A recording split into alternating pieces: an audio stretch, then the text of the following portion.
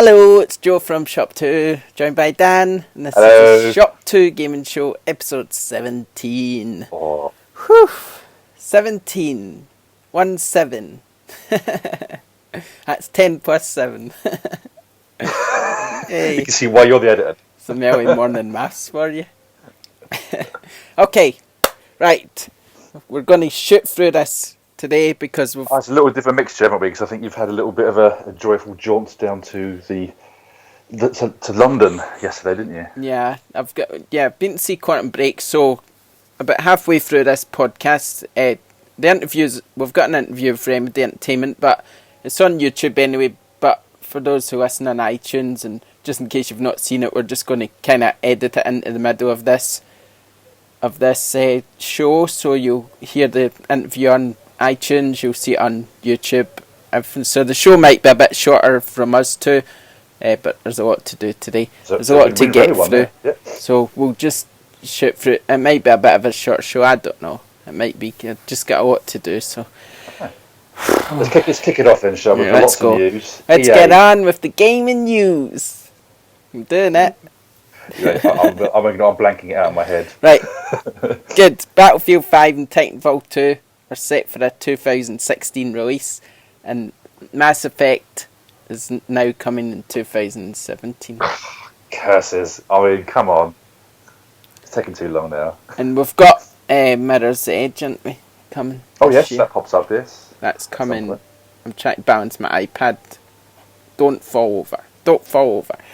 Yeah, what do you call it? Mirror's Edge is coming soon. I put Q1 this year, so that's probably before June. Mass Effect's probably Q4, so that's probably before April next year. Battlefield and Titanfall 2 this year. Let's just hope Titanfall 2 is a good one. Battlefield's rumoured to be set in World War 1. Yeah, I saw that pop up the other day. It's quite interesting change the scenario, but at the same time, it does need to mix it up a little bit more because it's been the same for quite a while now. Yeah, that's it makes me wonder what that's going to be like. World War One's a bit of a strange one, isn't it? It's obviously not going to have the crazy weapons that you would get in the other games, but it should still be quite fun. I think there'll be some more skill involved. See, there's two things I can't stand. When I was at school, there was one thing I couldn't stand, and that was history. So everybody's going, "Oh, World Wars! It's so fascinating." To me, it's just like, nah, you're not right. I pass. I can understand the significance. I appreciate that we're probably still here because the war and the effort put in, but I just don't... I'm glad to see all that history got through to you there then. I just don't really care about it at all. If somebody talks about it, I fall asleep. I've just no interest. So, like, when it comes to games based there, I'll probably pass, thanks. But you think all these games originally came from... We're going back to like the Medal of Honor games and things like that. I mean, we're talking PlayStation 1, PS2 era. A lot of those games were based around the Great Wars, 1 and 2. So it's nice that they're going back to look at those again. It's interesting that they go in that route. So I'm looking forward to it. Yeah. I mean, although that's the rumour. Vehicle-wise, it's going to be interesting. Yeah, that's the rumour, just remember. Yeah. It's not necessarily happening, it's just the rumour. Could be just a flashback or something. So I might have seen a bit of a scene. We'll see. We'll see what happens. We'll wait and see. Disney Infinity's not getting a new version this year. They're just going to continue to support the one they released last year. That's probably a good move. A lot of parents thanking that they're... But not really, because there'll still be sets coming out that you'll need to pay for and stuff, so it's still something you're going to need to pay for. It's good though. So if they bring out a new base unit or a new game once every year, it will get a bit tiresome. I think give people a chance to collect this stuff. Yeah, exactly. A lot there now. Right, big news. Another delay for Uncharted 4. Ah! No! Wow, what are they doing there? I mean, what are the reasons behind this? It's a manufacturing thing. It's only a 2-week delay just to give more time for manufacturing. Oh, okay. Because obviously there's a lot of demand and they want to make sure... They printed it all on vinyl rather than on Blu-ray. Is that what happened? Who knows? Who knows? I'm gutted because I was so looking forward to it. But oh well, it's only 2 weeks. But on the flip side, there's a beta this weekend. Yeah, an open beta. Woo! Open beta. I don't really like the multiplayer though, so I don't care. No? Oh no! Uh-oh. The doorbell's just rang. Keep talking about the news. I'll be back in a minute. God, that's totally on the spot now. Go on your spot. Right, well, Forza 6 Apex is coming to PC. It's going to be coming as a free-to-play mode. Not played the original game, so I've got no idea what's happening with that. It's just lucky I have my notes to hand here, because otherwise I'd be in serious trouble. PlayStation TV has been discontinued in Europe and the US. Again, never bothered using it. I don't know how many of you guys out there actually use it at all. I just tend to use Freeview on TV, and can't really make any comments about that one. Back to EA again. The original Plants vs Zombies has been added to EA Access. Now, this is a game that's been doing the rounds for quite some time. That's on. Oh, great back. He's back in greater numbers. Where are you? What were you talking about? I was right in the flow then. Well, I skipped ahead a few because I had no idea what you're talking about, and I went ahead and spoke about Plants vs Zombies that's now on EA Access. Oh. Great game. It's a bit of a classic now, actually. It's nothing to do with the new games that came out, but definitely worthwhile having a go on that to see what all the fuss was about when it came out originally. A lot of clones have came out since then. Have you missed all the news before that then? I don't even know what the firmware update for the Xbox One was. Any ideas what that was? Oh, right. We better talk about that then. The latest firmware update. There's nothing special actually. There's nothing. I wouldn't say there's anything. One of the main changes it now supports party chat. Now supports 16 players, and you're also able to live stream party chat on Twitch like you can on PlayStation 4. So yeah, and there's a few. Actually, talking of Microsoft and the updates and things, what is this PC thing, this Windows thing they're talking about the past few days, where you've got backwards and forwards compatibility on games between Xboxes and PC? Have you heard about this? No, I'm not 100% sure what that's all about. No, you're a journalist, Joe. You're supposed to know this stuff. You're supposed to be reading. Maybe you're just getting muddled up or something. I don't know. No. It's something to do with they've got a new thing going ahead. So now I've got to look it up on the internet. So right, well, you do that. We can stick to Windows PC because Forza 6 Apex has come to PC. That's like a free-to-play version of Forza 6. And they apparently say that all the Forzas... Oh, that dog. They apparently say all the Forzas are going to go on toffee. Off you go. The dog's going. She's off. She's had enough. No. You heard your accent. What the hell's going on? They apparently say all the Forzas is going to come to PC from now on as well. So there you go. So there was a load of announcements from that Microsoft Spring Showcase, but that was probably the main one. But there was a few other bits and pieces like new features coming, like game score leaderboard in the achievements section, and see avatars in your activity feed, and that chat thing I mentioned. And I don't know what you were talking about. I think you're just away in a dream world a bit. Here we go. It's, Phil Spencer was on the other day talking about that he wants to.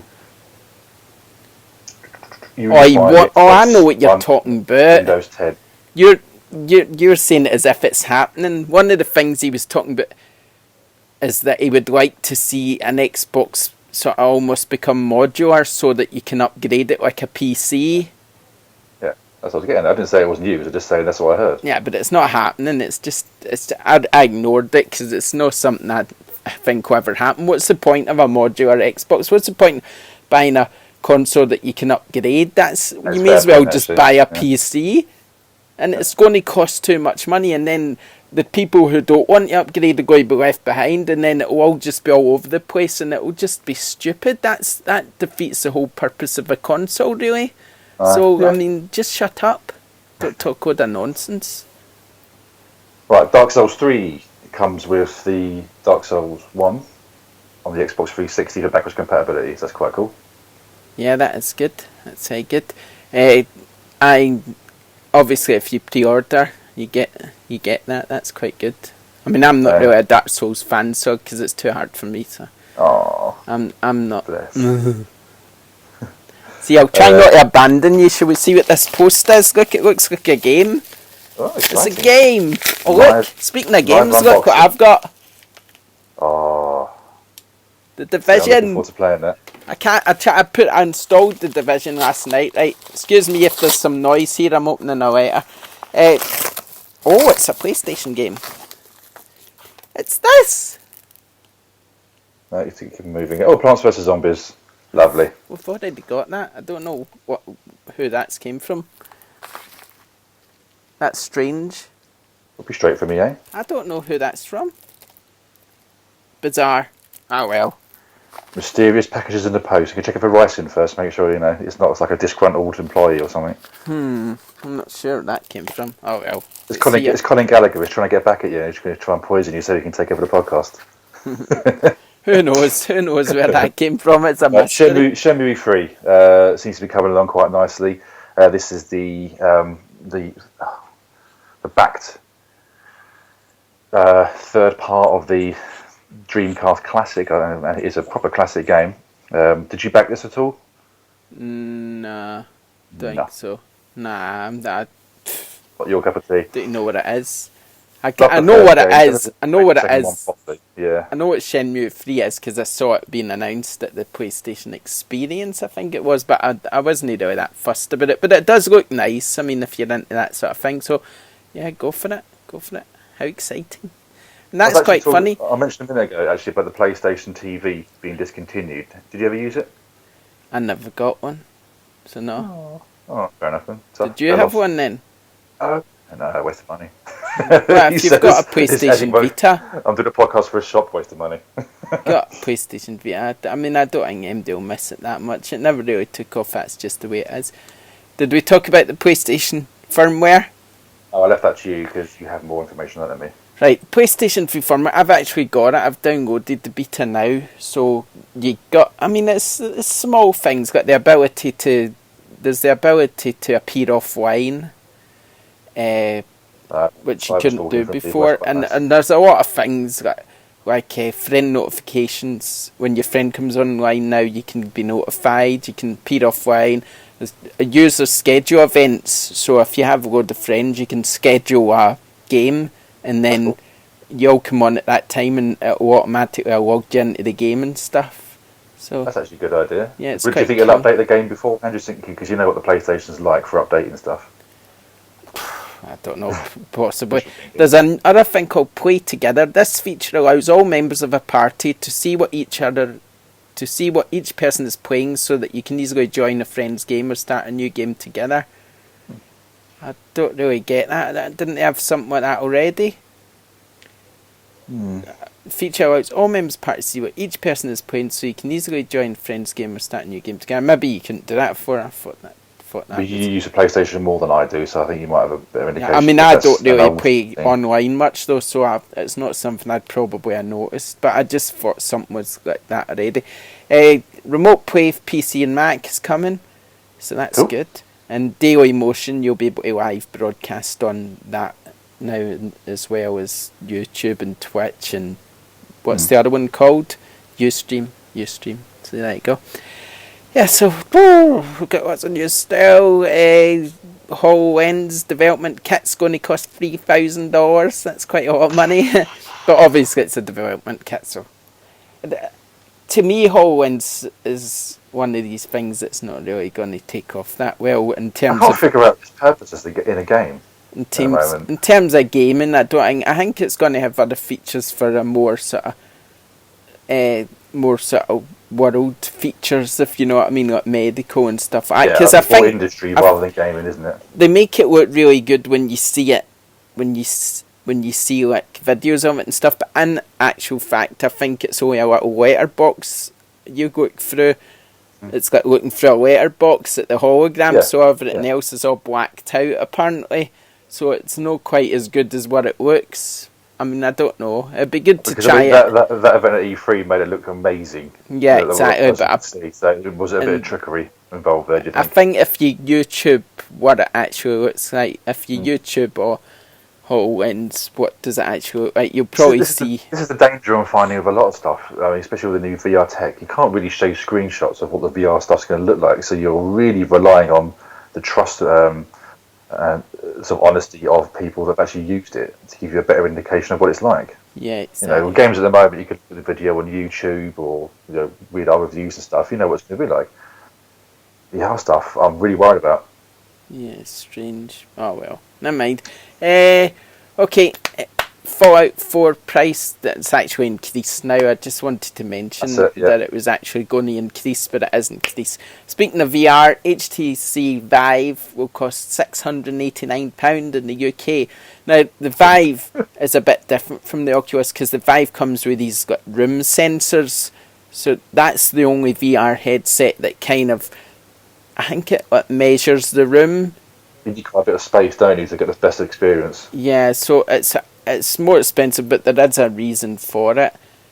You I connect mean, all over again. Now, the do you only need a one, decent PC for this as well? yeah, exactly. Your PC. I mean, I've got quite a decent PC, but the only thing wrong with my PC is it needs a new graphics card if I want to use VR.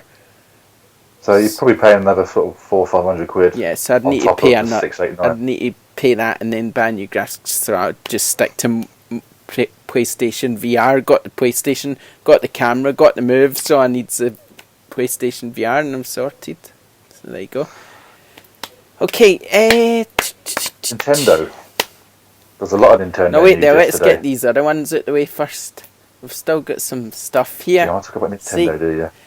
pre-order Uncharted 4 Launch Edition, and you get 2 special pre-order DLCs and a reversible cover. Just wanted to put that in there. Wow. It does look quite nice, but it's good to get get those DLCs for free. Also, Battlefield. Why is that news in there twice? That's I know, just it's terrible. friggin' stupid. Pokemon Moon and Sun. Here, this will move us nicely along to Nintendo. Yeah, Pokemon Moon and Sun were announced. That was during a Pokemon Direct, and yeah, they're for 3DS, and that'll be good because we like games, the same Pokemon. sort of thing. Pokemon's a bit the only thing good about Nintendo I've had a Pokemon game for games. years. I love Pokemon games. But yeah, so Nintendo Direct. I watched a bit of this last night. I have to admit I turned it off a bit halfway through because I got bored. But well, it was a bit boring. It was just I wish they would make it more exciting. It's quite corporate, isn't it? It's a bit It's just giving you the facts of the game and showing you some videos. I mean, the English guy that was hosting it looked really awkward, and I do feel sorry for him. Yeah, I did think that. It looked worse than how I feel in front of a camera. So fair play for him to getting up there and doing it, considering there's going to be thousands and thousands of people seeing him and probably ripping the. But yeah, the best thing for me was definitely Paper Mario. That looked amazing. So the graphics in that just looked incredible. It just looked so polished. I've always loved the Paper Mario games. I've not played the last. Yeah, they're real fun.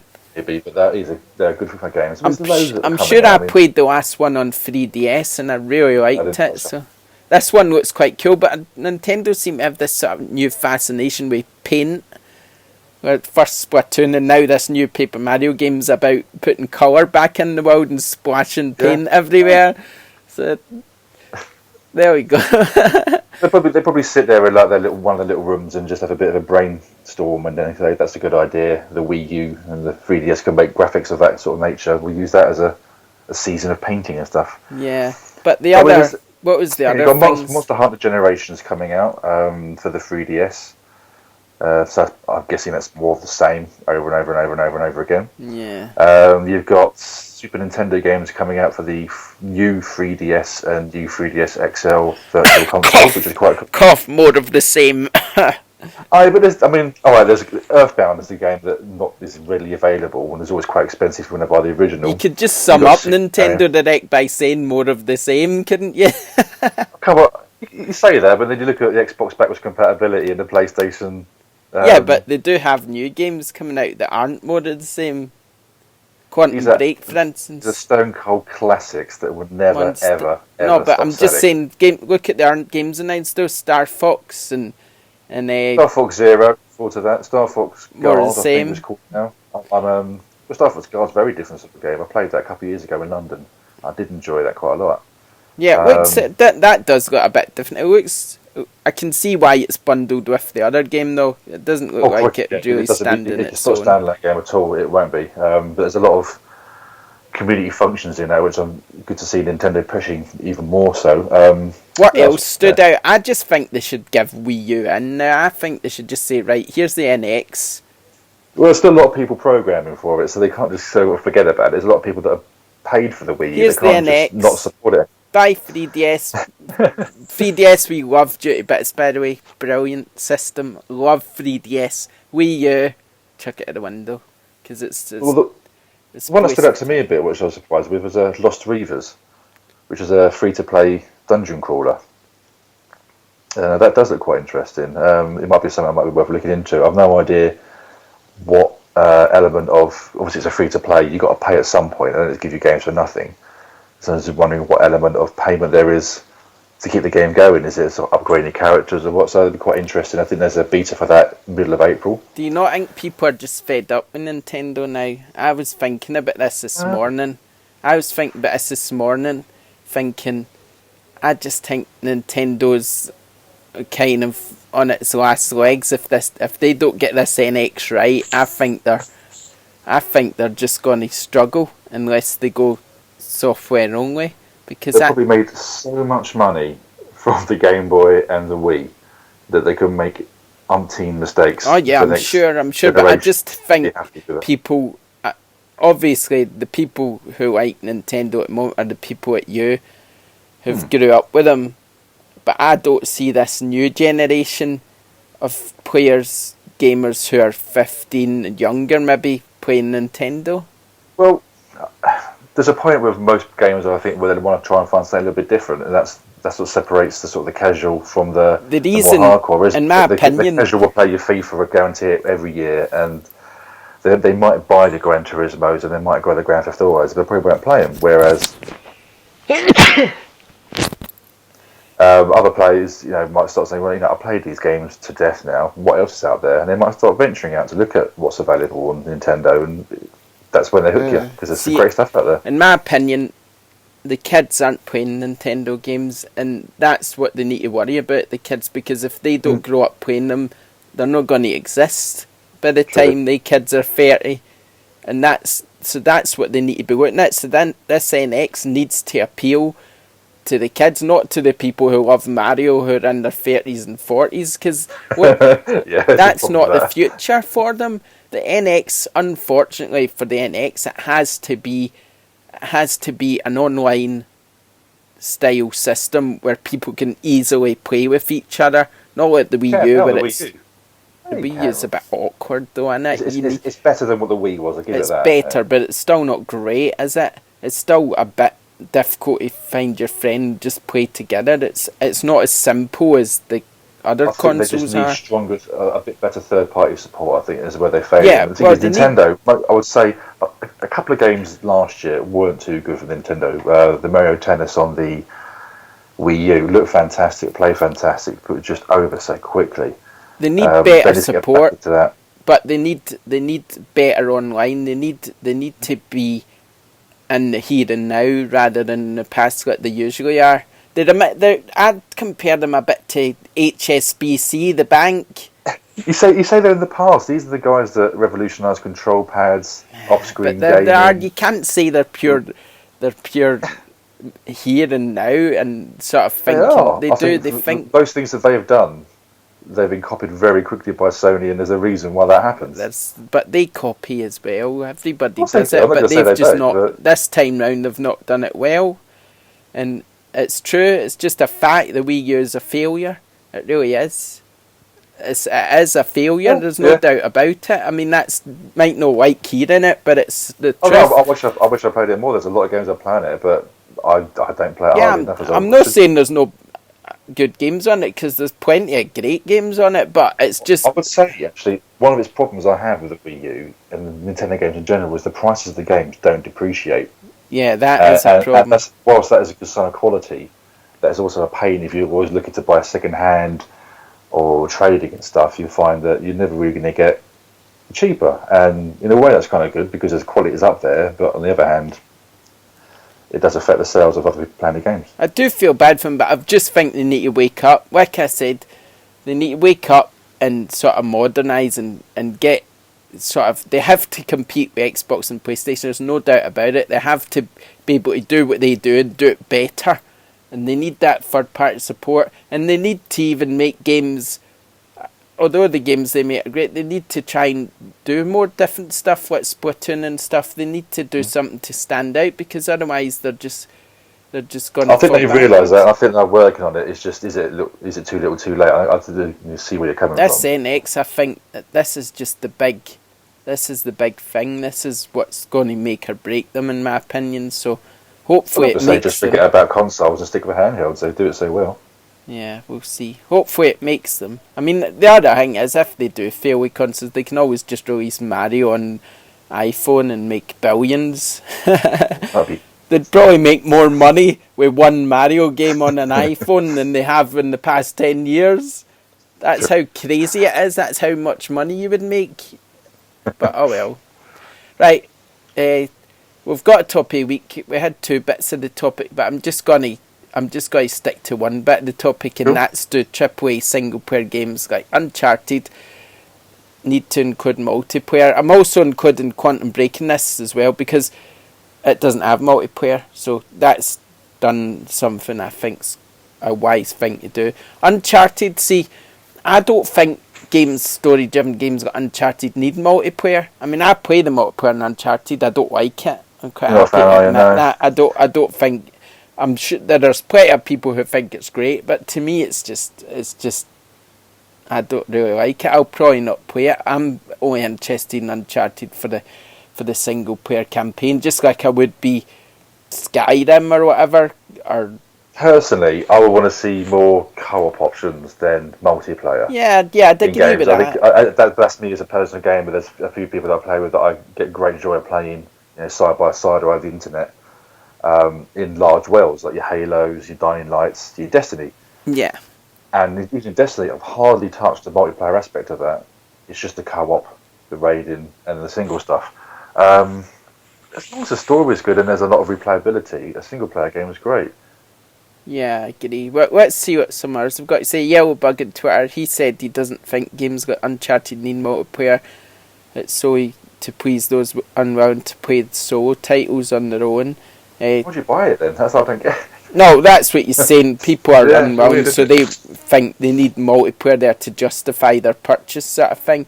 Hicks, he's saying he never touches the multiplayer in single player games. Tim Mann saying games like Uncharted, Last of Us are all about story, they don't need multiplayer. Steve Velvet, he'd rather more content for single player. Comics Mon, he says the multiplayer doesn't interest him in single player games. And also Mickey, he says it depends on the game, but I'd rather just focus on story. So there's everyone's opinion agrees that you don't need it. Why is it in there? As long as the story's strong enough, sure, it could be a 5-hour game, it could be a 15-hour game, but as long as the story's strong enough and it leaves you an impact and you think, wow, that was just the most amazing thing I've played or whatever, then it doesn't matter. It's worth the money then, isn't it? I'll tell you one that actually really stands out and they totally nailed it, and I'm surprised no one's really covered it again since then. It's Mass Effect 3 with their multiplayer option on there, because it was tied quite closer to the story, and the actions of your solo and the actions of your multiplayer actually influenced how you progress through the game, and I thought that was a very good idea. There's something I would love to see again. I'd love to see the new Mass Effect game, to be honest. It was such a cool idea. Yeah, well, that's coming soon, so that'll be exciting. Yes. Okay, right, coming up. Let's move on to... Well, we'll come to out this week and stuff after the interview, but let's just talk about Quantum Break briefly before we move on to our interview. Yes, so you went to London yesterday to view the game, have little hands on, did you? Or? Yeah, right. I've obviously got opinions on it. I've done a preview. The actual game, I'm talking about the game here, not the other stuff, is brilliant. It looks fantastic. The time-bending powers and the way just all the different powers you get as the game progresses is just brilliant. I love it. Cool. The action's good. The camera's a bit wonky. I didn't really like that. It's a bit awkward. I think it takes a bit of adjusting doing games like that sometimes. Nah, but I just think it's not quite. There's something not quite right about it. But Yeah, the action brilliant. The story seems okay. Graphics, it looks fantastic. See, I've had a big butt coming here. There's something obviously There is sure a about. but. There's a big Yeah. but. I don't want to. Obviously, I don't want to put people off too much, but the thing I didn't like about it was this nonsense. The TV shows in the middle, because what happens is you play. Let me explain it, because it's quite a hard game to explain the way it works. But basically, you play an act, which is you playing the game, and then you come to this junction point where you play as the bad guy, and as the bad guy, you then have to make a decision, and then your decision leads you into a 22-minute TV episode, which you could sit and watch, and then play the next part of the game. You can skip the TV episode, but the developers say, if you do that, you're missing out on a lot of the story, sort of thing. This is quite.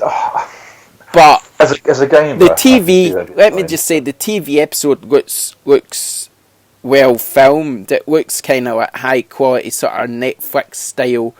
So how many episodes are going to be in one game? There's 4 22-minute episodes, but they're shot in 40 different ways. But the problem is, there's only one ending. So you can. So although you make these decisions, and the TV show might show. Where's the incentive to play through again if it's always the same ending? So I don't know about that. Plus, after the first act, the game was 15% complete. So as the length of the game panned out with these TV shows, because the first act wasn't maybe about an hour long or something, maybe a bit less. So I don't know. You know what? It sounds like a really interesting idea. It's an interesting idea. Let's find something very different, and I think you've got to tip your hands to that, because people always want something new. They've done that here, so it'd be interesting to see how that works. The problem I have is that at these events, I never quite enjoy the game as much as I would at home. Yes. So I don't like to judge it too much. But I mean, from what I've played of the action and stuff, I want to play more. I can't wait, because that is brilliant. It's real fun. So I do have my reservations, but I've got to, because I'm a critic, and I wouldn't be doing a very good job if I thought, it's brilliant, never mind that bit, you'll probably like it. But no, I mean, I have to say how I feel. So I mean, that's kind of my worry about it, and I do, based on that, I can see, I can judge what review scores it's going to get based on what I've played. But so far, the gameplay, visuals, and the feel of the game is quite up there, so you can't really fault with the game. This TV content stuff's a bit hit and miss, and the camera feels a bit off to me. But I mean, apart from that, I really like it. So I think it's definitely one to look forward to. It's definitely something a bit different. So with that, let's kind of see what Remedy Entertainment's got to say, because we interviewed them at London yesterday. So we get to see your awesome interview skills, do we? So I'm on camera, or you can just listen. It's up to you. YouTube.com/ShopTo. So let's listen to the interview then. Hi there, it's Joe from ShopTo. I'm here with Thomas Poor, Media Relations at Remedy Entertainment, and we're here to talk about Quantum Break, which is out April 5th on Xbox One and Windows PC. Hi Thomas, so just going to ask you a few questions about the game. One of the first things I wanted to ask was how you would describe the game to someone who isn't really familiar with it.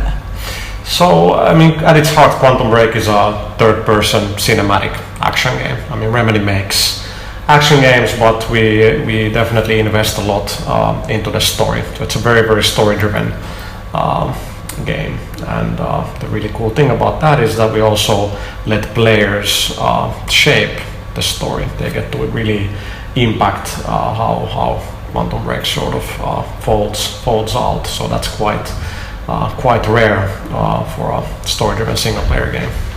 Okay. Also, I'm quite a big Alan Wake fan actually, and that's obviously quite story-driven itself. So how do you sort of go about providing a balance between the action and the story, which is a large part of the game? That's a great question. So it's been, balancing the action and the story is is always complicated, because at the end of the day we're making a video game, and gameplay is king, and that does come first, because it's not a lot of fun if you all what you're doing is sort of looking at a lot of exposition and story, and you don't get to sort of play and impact it. It's always a balancing kind of thing. So I mean, the game starts out quite slow, and that's by design, and we really fought for that, because we want you to be immersed into the world of Quantum Break as the game starts, with you, the hero Jack Joyce, going to the Riverport University, and we want you to be able to spend time to learn the characters, learn the universe, and really sort of set everything up. But then of course we do ramp up the action later on. A lot of what we do is so-called optional storytelling. So for the Remedy fans and people who really want a lot of story, there's lots of hidden things and well, things in plain sight or plain view in the game.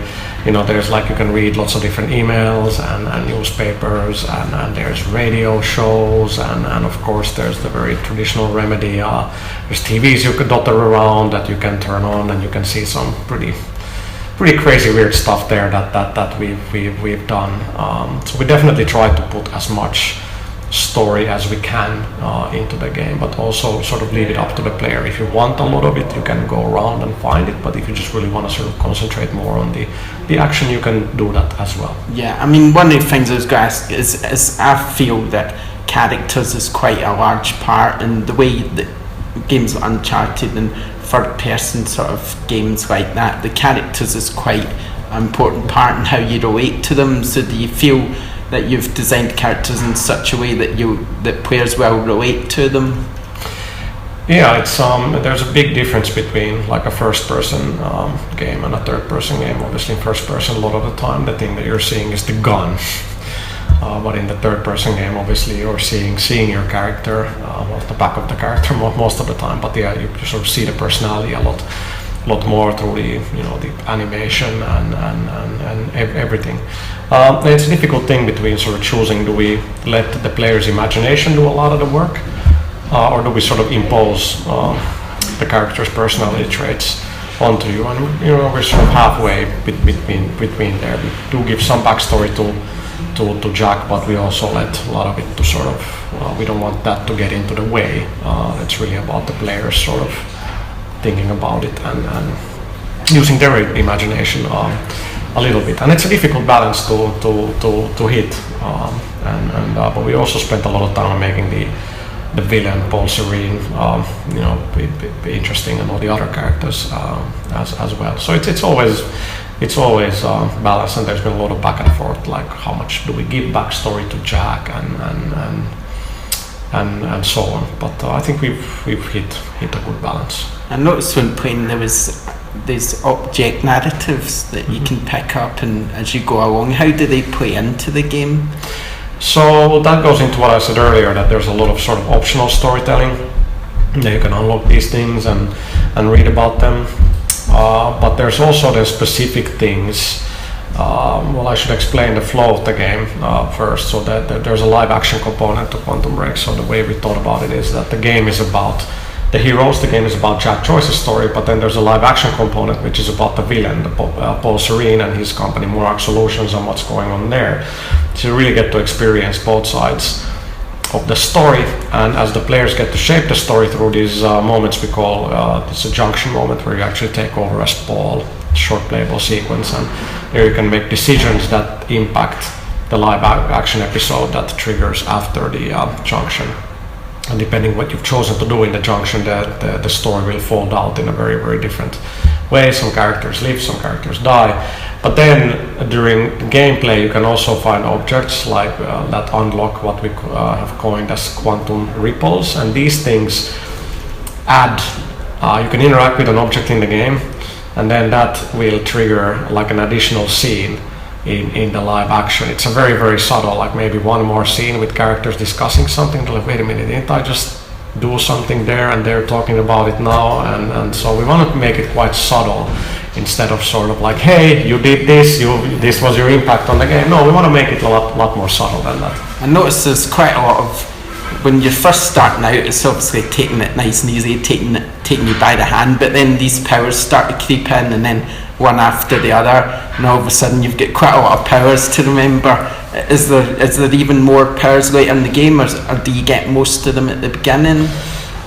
So Jack is basically, Quantum Break is also it's a superhero origin story as Jack starts getting these time powers, and sometimes we've been labeled as, well, that looks like a very sort of traditional third-person shooter, and that's, at its core, we are a third-person shooter, but with the time powers we add that layer of excitement on top of the shooting mechanics, and really the game's been designed in a way that you really have to move around and use your time powers. You can try to stay behind objects and use cover, but the enemies will seek you out. So it's all about like getting you to move, and the time powers are key. So you're able to put up like a time shield around you that deflects incoming fire. You can time stop enemies inside this frozen sort of time bubble where they will slow down almost completely. Then you have the time blast, which is this very sort of destructive attack in a localized area, and then there's time dodge and time rush, which allow you to sort of warp in and out, so you can confuse enemies. You can like run through frozen time, and it's been pretty challenging to make the AI to sort of react well to that. So when it comes to how do you learn these powers, like you unlock the powers as the story progresses, and you get quite a few early on, but like I think around halfway through the game you will have all of your powers, and then it's up to us to present different scenarios, different types of enemies that put up a real challenge, because in Alan Wake the action was quite samey from beginning to the end. We didn't have enough variety in there. That was really important in Quantum, that the action as well as like the environments and the story really keep changing. So early on it seems that you're going to be quite overpowered because you have these time powers and the enemies do not. But as the game progresses, you will meet enemies that can sort of match your powers. Like the striker enemy character has this chronon technology that they've developed that allows them to also walk through time and like surprise the player. So it's a much more even battlefield then. So it's very important to make sure that the balance is right there. With sort of live streaming being quite a big part of gaming now, do you feel the sort of mix of the gameplay and now that you have the live action stuff, do you think, was that ever come into your thinking, or this would be good for people to watch as well as play? Well, the sort of reasoning, so we have the game and we have the live action that's included in the game. That's important to understand, that it's one cohesive package. It's not like there's a separate channel or anything. It's thought of as a whole. And yes, you can skip the live action. You can just play the game and skip the live action, then go back and watch it. But we've thought about it and written it as like a whole combined experience, and we tried to make it sort of episodic. That's sort of the way people want to consume entertainment these days. They want to sort of watch things at their leisure and whenever they want them. We try to sort of give them that option and break down the game, so you don't have to spend 4 hours playing to get somewhere. No, you can spend a couple of hours, an hour, you'll get some progress and so on. But when it comes to the live action in the game, there's also like technical and size reasons why we have to stream it. Yeah, is there any in the future, is there any plans for supporting the game further, let's say DLC or anything like that? Not right now. So first of all, we just want to get Quantum Break out there, and let's see how gamers and the audience react to it, hopefully well. And obviously we have lots of ideas on what we could do, but there is no DLC plans per se. It's a little bit of always can be a toxic discussion, because a lot of gamers often seem to think, oh, they cut this out so they can sell it. Like, no, it's when you make any creative endeavor, you will always have a million more ideas, and you can only fit a certain amount into the end product. So of course we have ideas that we'd like to explore in the future, but there's no definite plans. Let's get the game done, let's get it out there, and then see what the reception is. Okay, when it comes to multiplayer, personally I'm a believer with single player games that they don't really need multiplayer. They single player game should be enough. I mean, there's no multiplayer, I believe. Is that true? No, there is no multiplayer in Quantum Break, and it's a very conscious decision. I don't think we make single player story driven games, and there's plenty of people who like that and want that, so we let you concentrate on the story. But it's important to understand that we do have a lot of replay value in Quantum Break, because you do get to shape the story. So you play it through one way, I play it through, and hey, I had Amy, and you're like, wait, what? Amy died? I'm like, no, it didn't die in my experience, but in your experience, Amy might have died. And then you have Nick taking his place, and the story starts to be quite different there.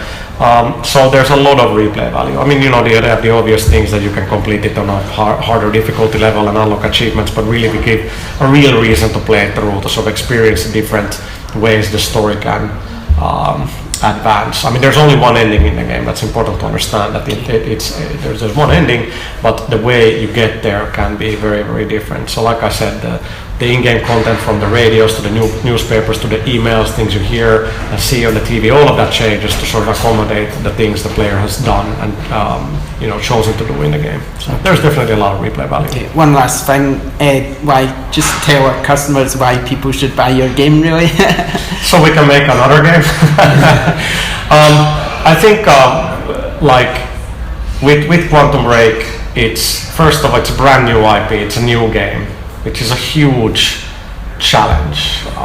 It's taken us 4 years to go from the concept to the finished game, and it's been a huge amount of work, but it's something a little bit different. It is a time travel story. It's a very sort of modern action game, but we spend a lot of time on the story, on the characters. It has its very own feel, it's its own complete universe, and the fact that you get to see what the villain is up to is something very unique. You get to experience both sides of the story, and because you get to shape the story, there's a lot of replay value in there. So I think we have quite a unique package, and at its core, the gameplay mechanics, the action is we do really good action. I dare say we make it very cinematic. It has a very good feel to it. The gunplay is good. So I think it's something a little bit different. It's a very unique entertainment package. Okay, that's great. Thank you. Thank you very much. Thanks for your time. Thanks. And thanks for joining us, everyone. We'll see you next time.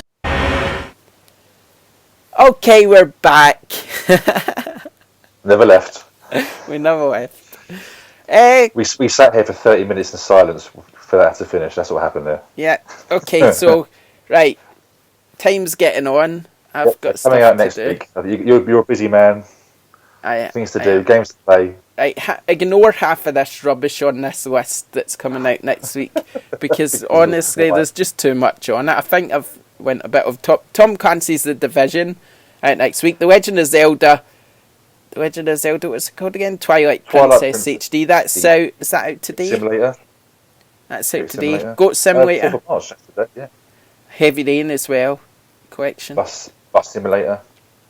And Samurai Warriors Empires is out in the 11th. PS3, Vita, and PS4. Nice. So that's it. That's the main ones.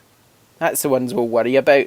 So yeah, that's it. What have we been playing? Let's talk about what we've been playing before we wrap things up. Working through Alien Isolation on hard still. Very slow. Just completed Halo on Legendary and started Halo 2 on Legendary, which is really hard. Reviewing Goat Simulator, and I've actually forgot Screen Cheat. Screen Cheat, that's it. Oh. I've had a few games on it. It's interesting. It's manic. There doesn't feel to be any skill involved other than looking at someone else's screen and hoping that they will pull the trigger. That's kind of how I feel about the game. It's a bit hit or miss, really. Ah, well. Right, we'll talk about that another time then. We'll review it next week or something. Yeah, what about you? What have you been playing? Plants vs Zombies Garden Warfare, bit of Quantum Break for that preview. I had a wee go at Battlefront last night, just a go of, what's it called again? What one was it? Cargo, because I quite like the smaller game modes in Battlefront. They're quite fun. I like the smaller. I've played that for a while, actually. I like the smaller maps, and the Did we mention the Outer Rim DLC for Battlefront? Don't know if No. we did. That's the detail that actually you've got. I can't remember the name of the two. The two new heroes is Neem Num or something? Oh, Num Num and Greedo. Yeah. Yeah, so that's a bit of an odd choice. See, well, no, Num's a winner. Greedo, I mean, he You never can shot even first, get so the he skin. didn't do. You can even get the skin of one of them, I think, which Right. is odd. Now, if you're level 50, you can buy the skin and look like them, so that's a bit odd. And there's some maps in it, and there's a new game mode called Extraction. So yeah, there's a fair bit in it. So I think there's one of the maps is based in Jabba's palace, so that'll be interesting. When's this out? Any idea? No, it's out this month, but they've not really mentioned when yet, so that'll be interesting. What else have I been playing? Did I say Plants vs Zombies The Garden movie's Warfare out soon, 2? isn't it? So that'd be a good. Garden Warfare 2 I've been playing. Still playing it? Yeah, it's quite fun. Kids like it. Also, that's about it really. I never really played my games apart from that. I've been too busy. Busy doing news. I'm not even busy to do. Been even too busy to do some live streams. There's not been any live streaming going on. Actually, yeah. Oh, I did play Heavy Rain. Forgot about that. So yeah. So I'm going to try and do a live stream today. Friday's today when we're recording. So if I can think of a game to play, I'll do one. I'm just going to my shelf thinking what one could I play. Pub lunch first, surely. What one? Pub lunch first, surely. It's a Friday. Yeah, I don't know. I'll see how I go on. I'm fingers crossed hoping to do a live stream today, but there might not be one. I might just start again next week. Fresh week. It's been a long week. Oh, And we've got our Shogun up, so we don't need a live stream really. exactly. I think we're right. Yeah. Okay, well, thank you all for watching and listening. Don't forget to follow us on Twitter, Facebook. Don't forget to buy all of your games from ShopTo. And leave us a nice review on iTunes and subscribe to us. And our youtube.com/ShopTo. That's it. We're done. Yeah, thank you done very for much. another Number week. 17. We're still working through them. Thank you very much for coming. Yeah, thank you. And we'll try and make it better next week. We'll try and do it when the door doesn't ring next week. Oh, but come on. Live unpacking of games as they receive. Yeah, It's no. quite exciting, Live unpacking, and you see my dog as well. So what more can you ask for? It's just great. Quality content. Of Best we are. ShopTo podcast on the internet. See you later. Bye.